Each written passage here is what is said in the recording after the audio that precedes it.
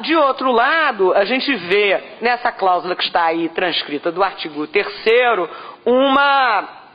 uma afirmação ou uma aproximação com o signo da consensualidade.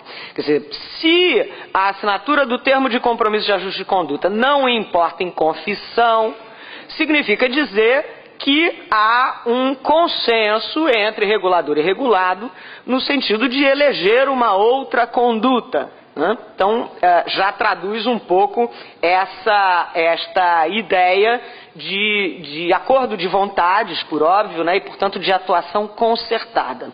Vejam que nesta formulação nós ainda não tínhamos presente como possibilidade um instrumento, termo de compromisso de ajuste de conduta, ou seja qual fosse o nome que se quisesse emprestar, que fosse veículo para o exercício de uma função de indução.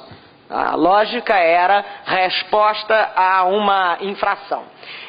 E aí, neste particular, está se reproduzindo uma ideia ou um conceito de termo de ajuste de conduta que é ainda muito veiculado na doutrina, e transcrevo aí um conceito do nosso palestrante do painel anterior, que é o professor Zé dos Santos Carvalho Filho, que associa a celebração deste ato jurídico à superação de uma ofensa, né, de uma infração no seu comportamento. Muito bem, esta figura, como os senhores bem sabem, a figura do termo de ajuste de conduta, com este nome ou com outro, sofreu uma ampliação, se espraiou no cenário da regulação. Temos aí a indicação dos vários atos que incorporaram esta ideia em outras agências, evidenciando que, em alguma medida, isto dava resposta a uma necessidade do regulador.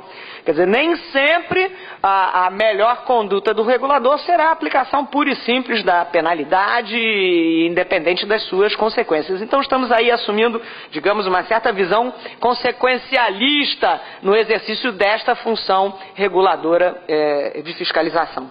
Vale lembrar sempre que esta figura se espraiou não só no âmbito das agências reguladoras, mas em outros instrumentos, em outras instituições orientadas a controle. Tribunais de contas hoje, eventualmente, já lidam com esta alternativa. O Ministério Público, classicamente, a conta da Lei da Ação Civil Pública, a Defensoria Pública hoje também, por conta da extensão da legitimidade para a propositura da ação civil pública. Enfim, o instrumento se apresenta como relevante e útil para a tradução, para a introdução nas relações jurídicas da administração do já mencionado veso da consensualidade. Muito bem, como disse aos senhores, essa normatização, no caso específico da Agência Nacional de Saúde, ampliou-se ou expandiu-se para alcançar alterações na Lei 9656, que aí passa a distinguir duas figuras distintas.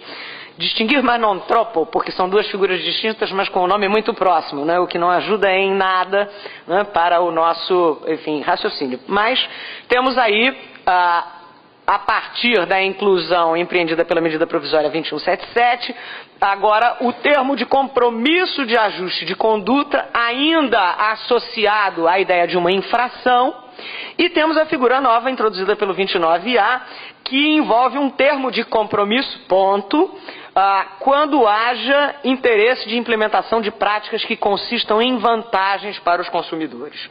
E aí nós vamos ter, pela primeira vez, a ideia de que esse instrumento sirva para o exercício da chamada função indutiva, e não mais tão somente de uma função fiscalizadora em sentido estrito.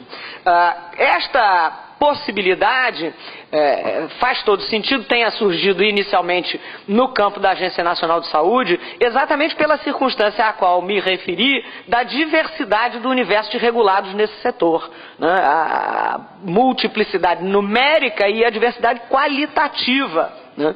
De modo que haverá situações em que segmentos regulados distintos merecerão tratamentos distintos, e os instrumentos tradicionais para a solução não estavam dando resposta, viabilizando a atuação eficaz do agente regulador.